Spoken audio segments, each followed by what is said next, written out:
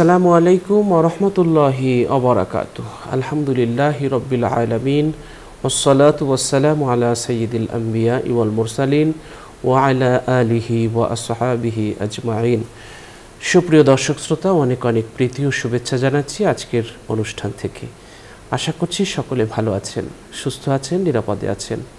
মহান প্রতিপালকের কাছে আমাদের এই প্রত্যাশা, প্রার্থনা, তিনি যেন আপনাদের ভালো রাখেন সবখানে সব সময়। দর্শক, আলোকিত প্রতিদিন অনুষ্ঠানটি একটি জনপ্রিয় অনুষ্ঠান। এই অনুষ্ঠানটি একটি জীবন ঘনিষ্ঠ অনুষ্ঠান। বিশিষ্ট আলেমগণ এই অনুষ্ঠানে আমন্ত্রিত হয়ে থাকেন। চিরকালীন কিছু বিষয় নিয়ে আমরা এখানে আলোচনা করে থাকি। আমরা বিশিষ্ট ইসলামী ব্যক্তিত্ব জগতের উজ্জ্বল নক্ষত্র যারা, তারা আমাদের এই অনুষ্ঠানে আমন্ত্রিত হয়ে থাকেন। সেই ধারাবাহিকতায় আজও আমরা আমন্ত্রণ জানিয়েছি একজন বিশিষ্ট আলেমকে। বিভিন্ন গণমাধ্যমে যাকে আপনারা প্রায় দেখে থাকেন, আজ আমাদের সাথে আছেন মাওলানা কাজী মারুফ বিল্লাহ। আসসালামু আলাইকুম ওয়া রাহমাতুল্লাহি ওয়া বারাকাতুহু। ওয়া আলাইকুম আসসালাম ওয়া রাহমাতুল্লাহি ওয়া বারাকাতুহু। মোহতারাম, কেমন আছেন? জি আলহামদুলিল্লাহ, আপনি ভালো আছেন? আলহামদুলিল্লাহ, ভালো আছি।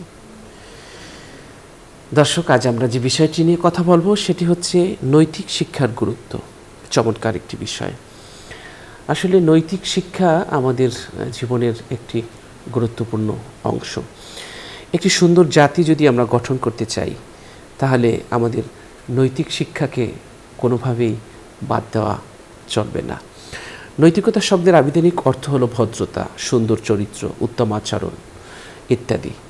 মানব চরিত্রের প্রশংসনীয়, গ্রহণযোগ্য এবং সর্বক্ষেত্রে সমাদৃত গুণাবলীর সমন্বিত রূপটি হলো নৈতিকতা। নৈতিকতা বলতে আমরা বুঝি মানুষের সদাচরণ, সচ্চরিত্র, সততা, নিষ্ঠার বহিঃপ্রকাশ। নৈতিকতার যে গুণ, সেটি আমাদের মাঝে ধীরে ধীরে হ্রাস পাচ্ছে। আর এটি যত হ্রাস পাবে, যত কমতে থাকবে, তত আমাদের জীবনের যে অপূর্ণতা এবং আমাদের জীবনের অসংলগ্নতা আমরা স্পষ্টত দেখতে পারব, প্রকাশ পাবে। এজন্যে আমাদের নৈতিক চরিত্রের উপর আমাদের গুরুত্ব দিতে হবে। রাসূল সাল্লাল্লাহু আলাইহি সাল্লাম নানাভাবে উৎসাহ দিয়েছেন। তিনি বলেছেন, উত্তম পথ, গাম্ভীর্যপূর্ণ উত্তম আচরণ এবং পরিমিতিবোধ নবুয়তের 25 ভাগের 1 ভাগ। আবু দাউদ শরীফে এই হাদিসটি এসেছে। নৈতিক চরিত্র উন্নত করার জন্যে নবীজি উৎসাহ প্রদান করেছেন। মানুষ সৃষ্টির সেরা জীব। মানুষ এবং অন্যান্য প্রাণীর মধ্যে পার্থক্য হলো মানুষের জ্ঞান, বিবেক, বিবেচনা এবং প্রজ্ঞা আছে। মানুষের আরও আছে বিচার বিশ্লেষণ করার ক্ষমতা, যেটা অন্যান্য প্রাণীদের মধ্যে অনুপস্থিত। সামাজিক জীব হিসেবে একজন মানুষকে জীবন পরিচালনার ক্ষেত্রে নানা নিয়ম নীতি মেনে চলতে হয়। এসব নিয়ম নীতি মানুষের জীবনকে প্রভাবিত করে। সমাজ জীবনে মানুষের মার্জিত এবং কাঙ্ক্ষিত আচরণগুলোকে নৈতিকতার ক্ষেত্র হিসেবে চিহ্নিত করা হয়। সততা, ন্যায়পরায়ণতা, সুন্দর স্বভাব, সদাচার, পরিষ্কার পরিচ্ছন্নতা, কল্যাণকামিতা ইত্যাদি, এগুলো মানুষের জীবনের একটি নৈতিকতার অংশ। আমরা দেখি যে নৈতিক শিক্ষা যেটা, সেটা আমরা চাই সবাই যে তার ভালো হোক। আমরা সবাইকে চাই যে সবাই যেন ভালো হয়, কিন্তু আমি নিজে ভালো হতে চাই না। আল্লামা রুমি রহমতুল্লাহি আলাইহি বলেছিলেন যে, গতকাল আমি বুদ্ধিমান ছিলাম, সেজন্য পৃথিবীকে বদলাতে চেয়েছি। আজ আমি জ্ঞানী, সেজন্য নিজেকে বদলাতে চাই। আসলে আমরা অন্যকে দেখতে চাই যেভাবে, আমাকে সেভাবে গড়ে তুলতে চাই না। এই জন্যে নৈতিক চরিত্র আমরা বিজ্ঞান প্রযুক্তির আবিষ্কারে অসাধারণ এক কৃতিত্ব অর্জন করেছি, কিন্তু নৈতিকতায় আমরা অনেক নিচে নেমে যাচ্ছি দিন দিন। নৈতিকতার অনেক অভাব, শূন্যতা আমাদের দেখতে পাচ্ছি আমরা। এই জন্য এই যে বিষয়গুলো আমরা আলোচনা করছি প্রতিনিয়ত, এই বিষয়গুলো যে কতটা বাস্তবমুখী এবং কতটা আমাদের জীবনের সাথে জড়িয়ে আছে, এটা আসলে আমরা অনেক সময় অনেকে অনুধাবন করতে পারি না। আমাদের নৈতিক শিক্ষা থাকতে হবে, আমাদের সন্তানদের থাকতে হবে। আজ এত মাদকের আসক্ত হয়ে পড়েছে আমাদের তরুণ সমাজ। আজকের খুন খারাপি, নানান কিছু বেড়ে চলছে, অপরাধ, করাপশন বেড়ে চলছে। এগুলোর পিছনে কি আমরা মা বাবারা দায়ী নই? আমরাও দায়ী। আমরা আমাদের সন্তানদেরকে শেখাতে ব্যর্থ হয়েছি নৈতিকতা। আমাদের সন্তানদের আমরা শেখাতে ব্যর্থ হয়েছি যে কিভাবে একটি সমাজ সুন্দর হয়, সেই তালিম দিতে আমরা ব্যর্থ হয়েছি। কিভাবে একটি জীবন সুন্দর হয়। আসুন আমরা আজকের মোহতারামের কাছ থেকে আলোচনা শুনবো এবং চেষ্টা করব আমাদের নৈতিক চরিত্রের উন্নতি করতে এবং নৈতিক শিক্ষার যে গুরুত্ব সেটা অনুধাবন করতে। জি মোহতারাম। জি, অনেক অনেক ধন্যবাদ সম্মানিত উপস্থাপক মাওলানা মোহাম্মদ সেলিম হোসেন আজাদি। বিষয়টি এত গুরুত্বপূর্ণ যে আমাদের চলার এবং বলার ক্ষেত্রে আমরা কিভাবে চলব, কিভাবে বলবো, কিভাবে করব, এ বিষয়ে একটি গাইডলাইন হচ্ছে নৈতিক শিক্ষা। নৈতিক শিক্ষা যদি আমাদের না থাকে, শুধুমাত্র শিক্ষা দিয়ে মানুষ সমাজকে চালাতে পারবে না, নিজকে পরিচালিত করতে পারবে না। যার মধ্যে নৈতিকতা সম্পন্ন শিক্ষা থাকবে সেই পারবে সমাজ চালাতে, মানুষের মনকে জয় করতে। বিশ্বনবী মুহাম্মদ রাসূলুল্লাহ সাল্লাল্লাহু আলাইহি ওয়াসাল্লাম মানুষের মন জয় করেছিলেন তরবারির মাধ্যমে নয়, তিনি জয় করেছিলেন তার নৈতিকতা দিয়ে। এই জন্য আল্লাহ সুবহানাহু ওয়া তাআলা বলছেন, ওয়া রাফা'না লাকা যিকরাক, আপনার নামকে আমি সমুজ্জ্বল করেছি, আর উঁচু করেছি। কেন করেছি? আপনি ছিলেন একজন নীতি সম্পন্ন মহান ব্যক্তিত্ব। রাসূলুল্লাহ সাল্লাল্লাহু আলাইহি ওয়াসাল্লামের এই আদর্শ দিয়ে গোটা বিশ্বকে তিনি জয় করেছিলেন। মহতারাম, নিশ্চয়ই আপনি জানেন যে আল্লাহ রাব্বুল আলামিন শিক্ষার গুরুত্ব দিয়েছেন যথেষ্ট পরিমাণে বেশি। প্রথম যে ওহী নাজিল হয় তা হচ্ছে শিক্ষার গুরুত্ব দিয়ে।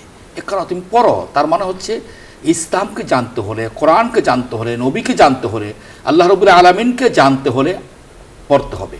পড়ার কোনো বিকল্প নেই। এবং এই পড়ার মাধ্যমেই মানুষ জানতে পারবে কিভাবে সে তার জীবনকে চালাবে। আমরা যদি বলি শিক্ষার গুরুত্ব, এটা একটা বিষয়, আর নৈতিক শিক্ষার গুরুত্ব হচ্ছে আরেকটি বিষয়। নৈতিক শিক্ষা মানে যেই শিক্ষার মধ্যে নীতিমালা আছে, একটা নীতিমালার মাধ্যমে যেটা পরিচালিত হয়। একটা প্রতিষ্ঠানে যখন নীতিমালা থাকে, সেই নীতিমালা আলোকে শিক্ষক ছাত্র সকলে পরিচালিত হয়। একটা অফিসে একটা নীতিমালা থাকবে, একটা রাষ্ট্রে একটা নীতিমালা সংবিধান থাকবে। ঠিক তেমনিভাবে যদি নীতিমালা সংবিধান না থাকে, সেটা পরিচালিত হতে পারে না। এই জন্য নৈতিকতা সম্পন্ন শিক্ষা হচ্ছে নীতিমালা সম্পন্ন শিক্ষা। কোন নীতিতে আমরা চলবো? আল্লাহ রাব্বুল আলামিন আমাদের সৃষ্টি করেছেন, আমাদের খালেক মালেক তিনি হচ্ছেন আল্লাহ সুবহানাহু ওয়া তাআলা। এই জন্য আল্লাহ রাব্বুল আলামিন প্রথম ওহী নাজিল করে তার পরিচয় দিলেন, ইকরা, আপনি পড়ুন, বিসমি রাব্বিকাল্লাযী খলাক, আপনার সেই রবের নামে যিনি আপনাকে সৃষ্টি করেছেন। তার মানে হচ্ছে যিনি সৃষ্টি করেছেন তার প্রতি কৃতজ্ঞ হতে হবে। আল্লাহ রাব্বুল আলামিন আমাদেরকে পৃথিবীতে পাঠাবার আগেই আমাদের কমিটমেন্ট নিয়েছেন, আমরা পৃথিবীর মধ্যে গিয়ে আমরা কীভাবে আমাদের জীবন চালাবো, কীভাবে আমাদের রবকে আমরা চিনব, আমাদের রবের বিধানগুলো আমাদের জীবনে বাস্তবায়ন করব। আল্লাহ রাব্বুল আলামিন রূহের জগতের সবাইকে রেখে জিজ্ঞেস করলেন, আলাস্তু বিরাব্বিকুম, আমি কি তোমাদের রব নই? আমি কি তোমাদের প্রতিপালক নই? আমি কি তোমাদের চালক এবং পালক নই?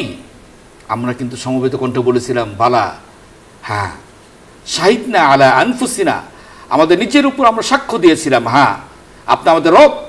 এই কথা বলে আমরা যখন দুনিয়াতে আসলাম, আল্লাহ রাব্বুল আলামিন 60, 70, 80, 100, 150 বছর যখন দুনিয়ার হায়াত আমাদের দিলেন, এরপর আমরা যখন রবের বিধানটি ভুলে গেলাম, রবের যে শিক্ষা ছিল, রবের যে বিধান ছিল, সেগুলো ভুলে গিয়ে নিজের মতো নিজের মন মস্তিষ্ক প্রসূত শিক্ষা দিয়ে যখন জীবনকে চালাবো, তাহলে আমরা আবার সেই রব জাতীয় প্রশ্নের সম্মুখীন হব। আল্লাহ সুবহানাহু ওয়া তাআলা যখন আমাদের ডাক দিবেন, আমরা যখন চলে যাব পরজগতে, প্রথম যে প্রশ্ন আমাদের শুরু দিবেন, মার রব্বুক, তোমার রবকে? আমি তোমার রব পরিচয় দিয়ে তোমাকে পৃথিবীতে পাঠিয়েছি, তুমি স্বীকারোক্তি প্রদান করেছিলে। তখন আমরা লাজবাব হয়ে যাব। আমরা যেন লাজবাব না হই, এজন্য আমাদেরকে নৈতিকতা সম্পন্ন শিক্ষা আমাদের লাভ করতে হবে। বিশ্বনবী মুহাম্মদ রাসূলুল্লাহ সাল্লাল্লাহু আলাইহি ওয়াসাল্লাম সাহাবায়ে কেরামদেরকে শিক্ষার ব্যাপারে গুরুত্ব অত্যাধিক দিয়েছেন। তার যে আসহাবে সুফফার যেই 70 জন সাহাবায়ে কেরাম ঘরবাড়ি সমস্ত ত্যাগ করে রাসূলের দরবারে থাকতেন শুধুমাত্র শিক্ষা লাভ করার জন্য, ওহী জ্ঞান লাভ করার জন্য। এবং এই শিক্ষা লাভ করেই গোটা পৃথিবীর মধ্যে তারা স্মরণীয়, বরণীয় এবং গ্রহণীয় হয়ে আছেন। এখনও পর্যন্ত স্বর্ণের অক্ষরে তাদের নামগুলো লিপিবদ্ধ হয়ে আছে। এই জন্য নৈতিকতা সম্পন্ন শিক্ষার কোনো বিকল্প নেই। আমাদের সমাজের মধ্যে শিক্ষার বিভিন্ন ধাপ রয়েছে, যতই বিভিন্ন ধাপ থাকুক, কিন্তু একটা টার্গেট থাকবে, তা হচ্ছে আমাদের নীতিগত শিক্ষা থাকবে, নৈতিকতা সম্পন্ন শিক্ষা লাভ যেখানে হবে সেখানে শান্তি, সেখান থেকে মানুষ দেশ ও জাতি গঠনের জন্য আমরা লোক তৈরি করতে পারবো। আপনি দেখুন মহতারাম, আমাদের শিক্ষা ব্যবস্থা প্রথম দুইটি ধাপ আছে, একটা হচ্ছে ইসলামী মাদ্রাসা শিক্ষা, আরেকটা হচ্ছে জেনারেল শিক্ষা, সাধারণ শিক্ষা। মাদ্রাসা শিক্ষার মধ্যে দুইটি শিক্ষার ব্যবস্থা আছে, একটা আলিয়া, একটা কমিয়া, আরেকটা জেনারেল শিক্ষার মধ্যে বিভিন্ন ধাপ আছে, একটা হচ্ছে সাধারণ শিক্ষা, আরেকটা হচ্ছে আপনার ইংলিশ মিডিয়াম শিক্ষা। মাদ্রাসা শিক্ষার মধ্যে কোরআন হাদিস সব কিছু দেখানো হয়, কিন্তু জেনারেল যে শিক্ষা ব্যবস্থা আছে সেখানে কোরআন হাদিসের যথেষ্ট পরিমাণ অনুপস্থিতি আছে। কোরআন হাদিসের অনুপস্থিতি যেখানে থাকবে সেখানে নীতিগত শিক্ষা লাভ করা সম্ভব নয়। এই জন্য শিক্ষা ব্যবস্থাকে ঢেলে সাজাতে হবে। যে শিক্ষার মধ্যে আল্লাহ রাব্বুল আলামিনের পরিচয় আছে, যে শিক্ষার মধ্যে বিশ্বনবী মুহাম্মদ রাসূলুল্লাহ সাল্লাল্লাহু আলাইহি ওয়াসাল্লামের পরিচয় আছে, যে শিক্ষার মধ্যে মানুষের জীবন চরিত্র সংশোধনের শিক্ষা আছে, সেইটা হচ্ছে শ্রেষ্ঠ এবং নৈতিকতা সম্পন্ন শিক্ষা। এই জন্য আল্লাহ রাব্বুল আলামিন বলছেন, হাল ইয়াস্তাউল্লাযীনা ইয়ালামুনা ওয়াল্লাযীনা লা ইয়ালামুন, যে জ্ঞানী আর যে জ্ঞানী নয় সে কি সমান হতে পারে? তার মানে হচ্ছে শিক্ষা এত গুরুত্বপূর্ণ যে জ্ঞানী আর অজ্ঞানী, শিক্ষিত আর অশিক্ষিত সমান হতে পারে না। শিক্ষিত লোক দেশ পরিচালনা করবে, রাষ্ট্র দেখাশোনা করবে, তার পরিবার সমাজকে পরিচালনা করবে। সুতরাং শিক্ষিত হতে হলে নৈতিকতা সম্পূর্ণ শিক্ষা তাকে লাভ করতে হবে। আল্লাহ রাব্বুল আলামিন আদম আলাইহিস সালামকে সৃষ্টি করে সমস্ত জিনিসের নাম বলে দিলেন, ওয়া আল্লামা আদমাল আসমাআ কুল্লাহা, সকল কিছুর নাম তাকে শিক্ষা দিলেন।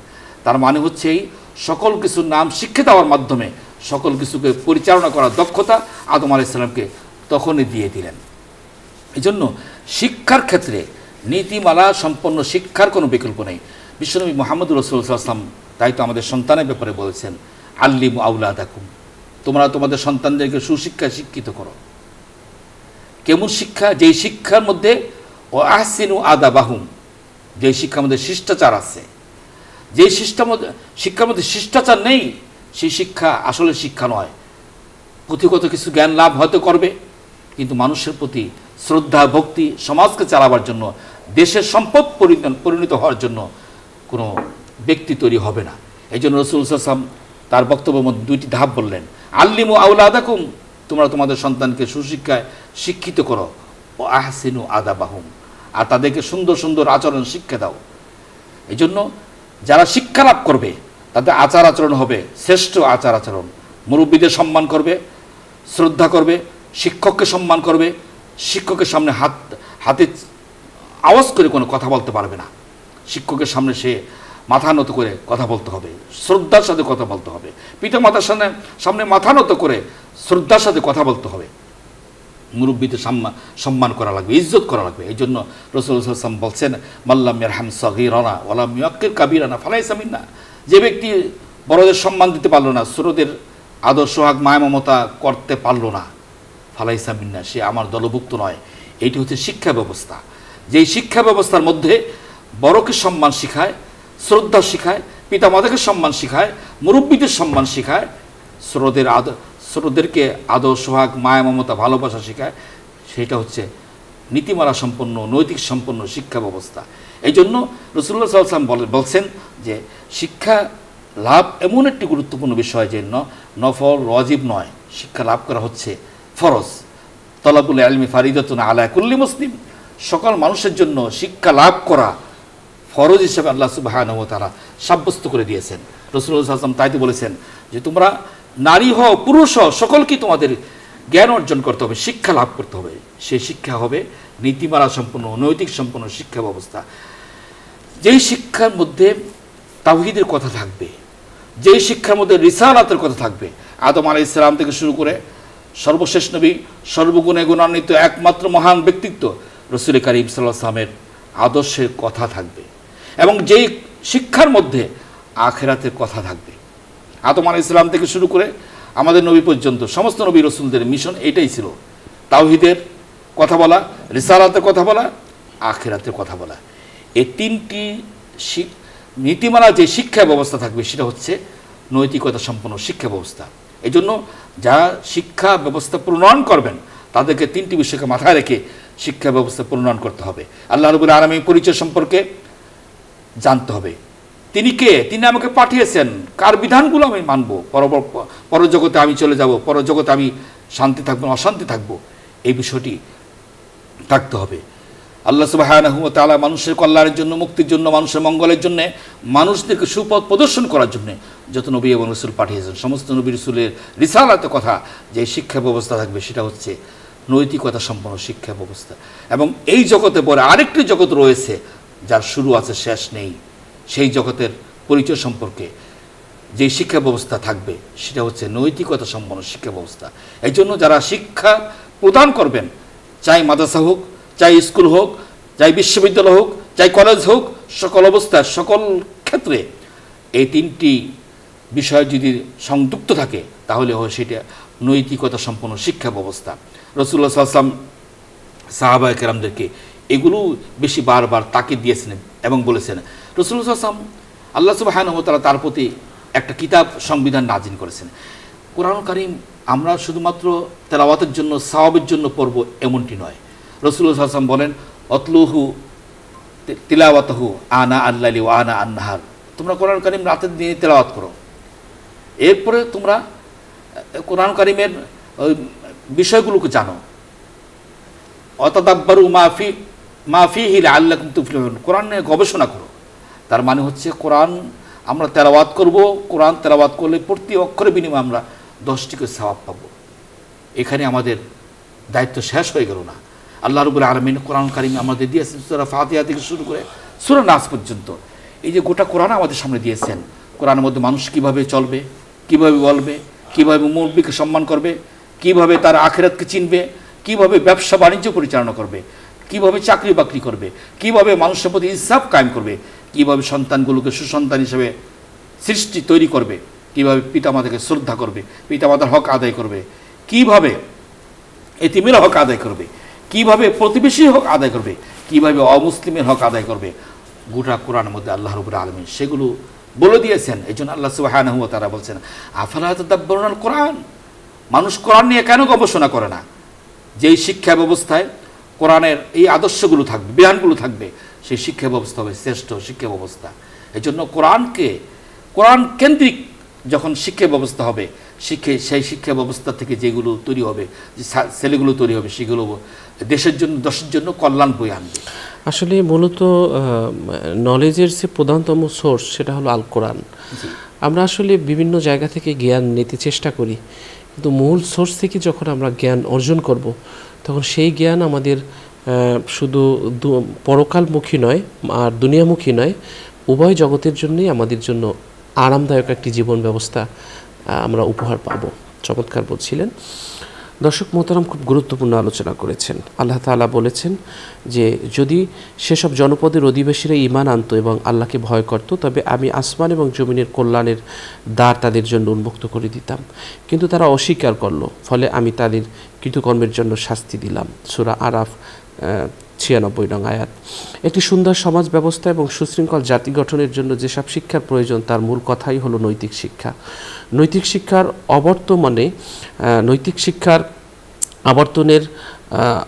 আবর্তিত শিক্ষা আমাদের সততা, উদারতা, শিষ্টাচার, শালীনতা, অহিংসা এবং মমতা, শ্রদ্ধাবোধ, সুন্দর কথা, সৌজন্যমূলক আচরণ শিক্ষা দেয়।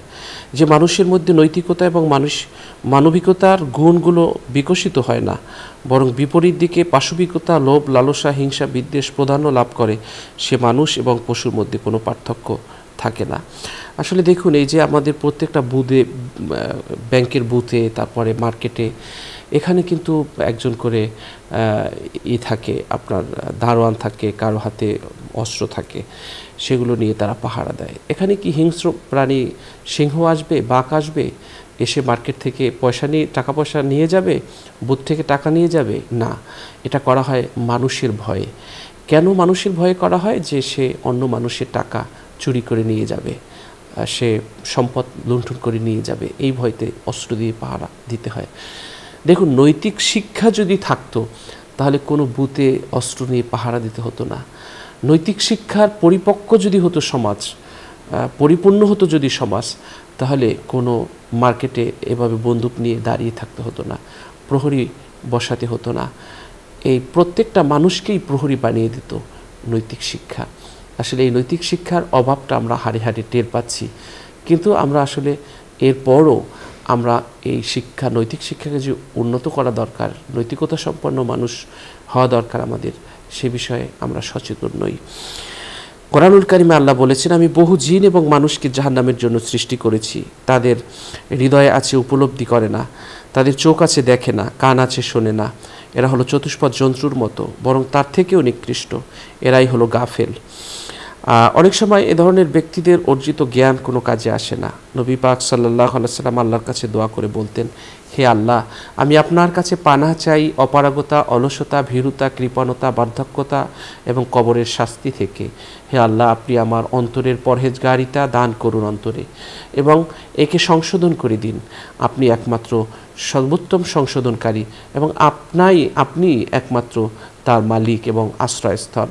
হে আল্লাহ, আমি আপনার নিকট মুক্তি চাই এমন এলেম থেকে যা কোনো উপকারে আসবে না, এবং এমন অন্তঃকরণ থেকে যা আল্লাহর ভয়ে ভীতু হয় না, এমন আত্মা থেকে যা কখনো তৃপ্তি হয় না, এমন দোয়া থেকে যা কবুল হয় না। মুসলিম শরীফের হাদিস। মানুষ শুধু দৈহিক আকৃতি সর্বস্ব স্থূল প্রাণী নয়, বরং মানুষ হলো দেহ এবং আত্মার সমন্বিত রূপ। দেহ হলো বাহ্যিক দিক, যা চোখে দেখা যায় না, চোখে দেখা যায় আর হাতে স্পর্শ করা যায়। মানুষের অপর রূপটি হলো ভেতরে, তাকে নফস বা আত্মা বলা হয়। নফস বা আত্মাকে একমাত্র বিবেক দ্বারাই উপলব্ধি করা যায়। মানুষের বিবেক হচ্ছে এমন এক প্রকার মানসিক শক্তি, যা মানুষকে সৎ কাজের প্রেরণা দেয়। কোনো মানুষ যখন নিয়মিতভাবে ভালো কাজ করতে থাকে, তখন তা তার চরিত্রের নৈতিক মূল্যবোধকে বাড়িয়ে দেয়। শুধু তাই নয়, মানুষ জীবনে উত্তম চর্চা করে। উত্তম চর্চা যত বেশি করা হবে, ততই তিনি নৈতিক আদর্শের উচ্চ শিখরে এগিয়ে যাবে। তো আমাদের সকলকে নৈতিকতা সম্পন্ন হতে হবে। নৈতিক শিক্ষায় আমাদেরকে পরিপূর্ণতা লাভ করতে হবে। আজ আমরা দেখি যে আমরা সমাজে মানুষের মাঝে এসে অনেক ভালো, কিন্তু যখন একাকিত্ব হয়ে যাই, যখন এই নৈতিক শিক্ষার অধপতনের জায়গায় যাই, একা থাকতে আমরা যে অবস্থায় চলি, ওইটি হলো আমাদের প্রকৃত রূপ। যখন অপরাধ করার সুযোগ থাকে, তখন আমরা যেভাবে চলি, ওইটা হলো আমাদের প্রকৃত রূপ। সুতরাং আমাদের ওই জায়গাগুলোতেও আল্লাহকে ভয় করতে হবে, যে এখানে আর কেউ না দেখলেও আল্লাহ দেখছেন, কেউ না শুনলেও আল্লাহ শুনছেন, কেউ না বুঝলেও আল্লাহ বুঝছেন। সুতরাং সবার চোখের আড়াল হতে পারলেও তার চোখের আড়াল হওয়া কখনো সম্ভব নয়। তাকে ফাঁকি দেওয়া, তার দৃষ্টির আড়ালে গিয়ে কিছু করা, এটা সম্ভব নয়। তার দৃষ্টির সীমার বাহিরে যাওয়া কখনো সম্ভব নয়। সুতরাং আমাদের সকলকে পরিপূর্ণ হতে হবে। আমরা কেউ জানি না কখন কার বিদায়ের চিঠি এসে যায়, কখন জীবন থেমে যায়, কখন এই জায়গা ছেড়ে দেওয়ার নোটিশ আসে, কখন আমাদের হায়াত নামক ঘড়ির কাঁটা সোজা হয়ে যায়, কখন জীবনের সন্ধ্যা ঘনিয়ে আসে, কখন আমাদের মৃত্যু এসে বলে, চলো নিয়ে যেতে এসছি এক অনন্তর পথে। আমরা কেউ জানি না। এই জন্য আমাদের সকলকে পরিশুদ্ধ হতে হবে, থামতে হবে। আমরা ছুটে চলছি নিরন্তর পাপের পথে, আমাদের এখন থামতে হবে। আমাদের জান্নাতের পথে আমাদের ফিরে যেতে হবে, আমাদের ঘরে ফিরতে হবে। আমাদের সময় হয়েছে, ঘরে ফিরতে হবে। আল্লাহ তাআলা সকলকে আমাদের তৌফিক দান করুন। দর্শক, আমরা মোহতারমের কাছ থেকে তার শেষ মন্তব্য সংক্ষিপ্তভাবে শুনে নেব। জি মোহতারাম। আপনাকে আবারও ধন্যবাদ। আমরা আমাদের সন্তান, যাদেরকে আমরা আদর সোহাগ মায়া মমতা দিয়ে আমরা খুব আদর করি, এই সন্তানটি যদি আমার জন্য সম্পদে পরিণত হয়, আমার জন্য দোয়া করে, তাহলে আমার সার্থকতা, আমার তার পেছনে অর্থ ব্যয় করা, তার পেছনে সময় শ্রম ব্যয় করা আমার জন্য সার্থকতা। এই জন্য আল্লাহ রাব্বুল আলামিন একটি দোয়া বারবার করার জন্য আমাদের তাকিদ দিয়েছেন, রব্বানা হাবলানা মিন আজওয়াজিনা ওয়া যুররিয়াতিনা কুররাতা আয়ুন। হে রব্বুল আলামিন, আমাদের স্ত্রী এবং আমাদের সন্তান সন্ততিদের এমন অবস্থা করো যাতে করে আমার চোখের নয়ন জুড়িয়ে যায়। তার মানে হচ্ছে আমার স্ত্রী, আমার সন্তান যেন আমার শান্তির কারণ হয়, সন্তান যেন অশান্তির কারণ না হয় এই বিষয়টা আমাদের সকলে লক্ষ্য রাখতে হবে। কারণ আমার এই সন্তান আগামী দিনে ভবিষ্যৎ। আমার এই সন্তানটি আপনি যেমনটি বলছিলেন, আমরা যখন পরজগতে চলে যাব, কোন দিনে আমার বিদায় টিকিট আমার জন্য এসে যায়, আমার বিদায় বেলা যেন আমার সন্তানটি আমার জানাজার নামাজে ইমামতি করবে যোগ্যতার সাথে। আমার সন্তান যেন আমার বিদায়ের পরে কবরের সামনে দাঁড়িয়ে রব্বির হামহুমা কামা রব্বায়ানি সগীরা এই কথাটি বারবার বলতে পারে, তাহলে আমার জীবন সার্থকতা লাভ করবে।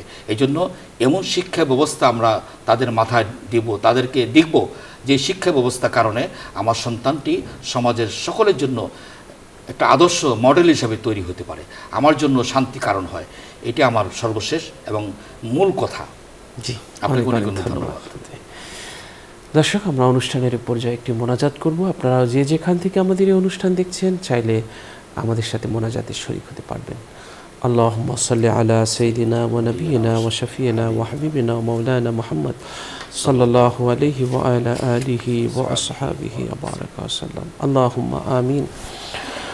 ربنا ظلمنا أنفسنا وإن لم تغفر لنا وترحمنا لنكونن من الخاسرين اللهم آمين।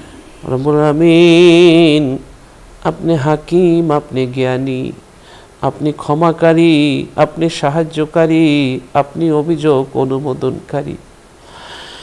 জীবন ভুলে ভরে গেছে, জীবনের মালায় মনের হেলায় যত করেছি, যত গেঁথেছি গো ফুল, জীবনের শেষ প্রান্তে এসে দেখি যে সবই করেছি ভুল। জীবনের শেষ প্রান্তে এসে দেখি ফুল ভেবে যা জীবনের সাথে গেঁথেছি সবই ছিল ভুল। আল্লাহ, ভুলে ভরা জীবন নিয়ে তোমার সামনে কেমন করে দাঁড়াবো গো আল্লাহ। ভুল আর পাপে ভরা জীবন নিয়ে তোমার সামনে কিভাবে মুখ দেখাবো গো আল্লাহ। তোমার কাছে ফরিয়াদ করি আল্লাহ, তুমি আমাদের জীবনের সব গুনাহগুলো ক্ষমা করে দাও, সব গুনাহগুলো তুমি মাফ করে দাও। রব্বুল আলামিন, নেক আমল দিয়া আমলনামা তুমি পরিপূর্ণ করে দাও। বেশি বেশি নেক আমল করার তৌফিক দাও। শারীরিক সুস্থতা দাও, মানসিক সুস্থতা নসিব করো। আসমান জমিনের বরকতের দরজা খুলে দাও। আসমান জমিনের বিপদ আপদের তীব্রতা তুমি ভেঙে দাও। সব ধরনের প্রতিবন্ধকতার চড়াই উতরাই তুমি আল্লাহ দূর করে দাও। রব্বুল আলামিন, তোমার পথে চিরদিন অটল থাকতে পারি সেই তৌফিক তুমি দান করো। মনে পড়ে গেল জনম দুঃখী মায়ের কথা, মনে পড়ে গেল বাবার কথা। রব্বুল আলামিন, সন্তান যখন মায়ের পেটে বড় হতে থাকে, মায়ের কষ্ট তত বাড়তে থাকে। এক একটা দিন মনে হয় এক একটা বছরের মতো। সন্তান যখন দুনিয়াতে আসে, রব্বুল আলামিন, মা দুঃখিনী না খেয়ে সন্তানকে খাওয়ায়, জীবনের ঝুঁকি নিয়ে সন্তানকে চিকিৎসা করায়। অসুস্থ হয়ে গেলে সব পয়সা, জমানো পয়সা চিকিৎসকের হাতে তুলে দেয়। ডান হাত দিয়ে পায়খানা পেশাব পরিষ্কার করে। মা দুঃখিনী নিজের কোলটাকে উত্তম বাহন হিসেবে ব্যবহার করে। মায়ের কোল নিজেকে বাহন হিসেবে ব্যবহার করার জন্য দেয়। রব্বুল আলামিন, কষ্টের পর কষ্ট, যন্ত্রণার পর যন্ত্রণা দিতে থাকি। মা কোনোদিন রাগ করে ফেলে দেয় না।